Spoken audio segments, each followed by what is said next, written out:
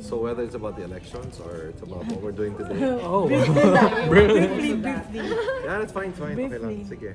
She knows you're gonna ask me about, Briefly. Briefly comment siguro. about the elections. Yeah. Yeah. Better, no? Well, I just have to reinforce what my brother said, Kiko. It's a miracle. Right? It's a miracle. Dasal talaga. Because it's not something any one of us anticipated. In fact, we were... He didn't expect to be on the number 5. Wala eh. Talaga. Wala eh. And sabi nga niya eh, kahit mag-13 siya, at least he put up a good fight, you know. But, we've seen it happen before. Faith works.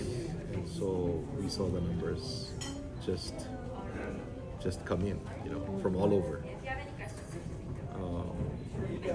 I think one of the most important things in that campaign was how Kiko asked all of us, 9 brothers and sisters kami, to join in, like we did the first time he ran for Senate, where we divided the country and said, okay, ikaw sa Region 1, ikaw 2, 3, 4, 5, ganyan.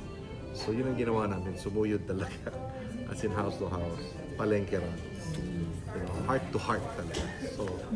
So I think that's one thing that people saw, that beyond online and posters and streamers and billboards, it's talagang kinausap mo yung tao. Talagang tinignan mo siya sa mata, kinamayan mo, hingi ka ng tulong para sa kanya.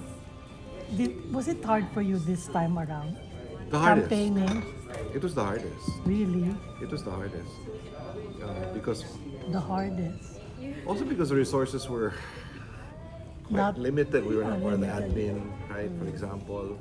So practically independent. Wala naman talaga resources ng LP, you know, to give up. And we also saw the resources of the other candidates pour out. You know, Exactly. talaga namang. So it was tough. It was tough. Also because he was the favorite of trolls. Of misinformation. In fact, he said this, right? When he saw number 5 siya, he said, oh my God, fake news, sabi niya. Disinformation. Yeah, disinformation again. Oh yeah. In fact, the day before when this survey came out saying that he was in the top 5, my family, we talked about it. That's disinformation to make us complacent. But it turns out na tama pala.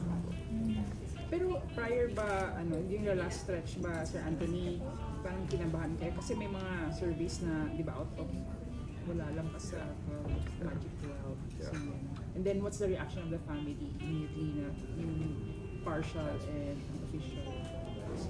Kamusta yung family? Kabado talaga, you know. There's wisdom in running scared. Kiko always runs scared. My father, since we were grade 1, grade 2, always had us join elections already in school.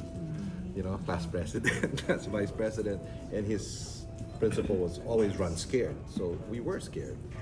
But who do you lean on when you're scared? So grabe naman ang every Monday night prayer meetings ng pamilya on Zoom. Really? For the campaign. And again, we just had to do with what we had. And so whether it was a connection in government, it was a friend in business, kamag-anak, o dating nakasama sa politika or NGO in whatever province, we just went and said, let's do this, you know. And it's amazing because, like for example me, I go to Siquijor last week, wala akong kilala doon. Wala kaming kasama doon. Alone with my own team. Really? Kanya-kanyang team With eh. your team. You know, so I had a team of about 4 or 5. But when we got there, somebody knew the vice mayor and the governor made a call, and somehow we had a few He minutes with assisted them.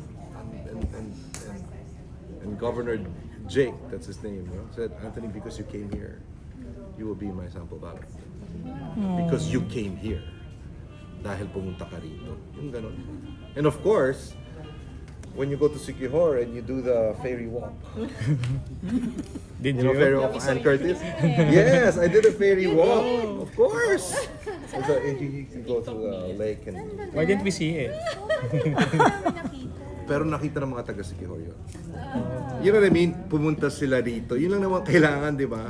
Kahit pumunta ka lang sa isang palengke, kakalat yun eh, sa Marites, di ba? Pumunta sila rito, pumasok sila sa palengke. So that worked. I think it Sir, was. as early as now, masasabi niyo muna ba kung kanina na-attribute yung mga votes? Because people are saying na galing daw yun sa Gen Z and millennials. I think it's a combination of the young vote. We know that, you know, because they're the majority. But also of time-tested partners. About 40 years naman si Kiko. Yeah. 4 decades in politics. Marami na siyang natulungan, right? I mean, the people we worked with through the years, and I met some of them only this time. Grabe yan, kapatid mo dahil sa sagip-saka, you know, I was able to do my own farming. We're now self-sufficient, sabi ng Davao del Norte governor. We're self-sufficient in farming. In fact, we have a zero bill here because of the money they're making. Where wala pa ng bayad in any hospital. Expenses, doctors' fees, ang lahat ng Davao del Norte. And he said he attributed, yes, because of Sagip Saka Act and how they were able to make agriculture really productive in that city, that province. Yeah. Sir Anthony, di ba, yung, I mean, your family of celebrities, may ano ba yun, power, may ano din, may impact din ba yun? Yes, like with Sharon and your son, Donnie. What do you think? I think celebrities who had conviction. I think this time nakita ng mga tao yun. You could be a celebrity, pero kung celebrity ka lang na wala namang puso, di ba? Hindi malakas yung hatak eh. It wasn't strong enough. But if you look at the last list, I think we published of the celebrities who were behind Kiko. They're celebrities who are, you know, with essence, who had principle. So it mattered not just that they were celebrities, but that they fought for what was right. Going on top. Well, on that note, let's talk about Nobi. Yes. Yes. Congratulations. Thank you to us. Nag-victory party na ba siya? Hindi pa, no? We're looking for it, the place, kasi we don't know how many will go. Naiyak kayo. Of course. Senator Kiko naiyak. My kids. Kids. My kids, because they're the ones who were so Dad, ganun talaga nila. Let's go! Go to where? To my brother's place. We all gathered there last night. Seriously, we were about to rest. And Dad, please, let's count together. Ganun sila. Yan si Donnie, yan. Talagang Ella was weeping. Kasi, yeah. So walang tulugan. Hindi kayo nakatulog, sir. Wala. Okay.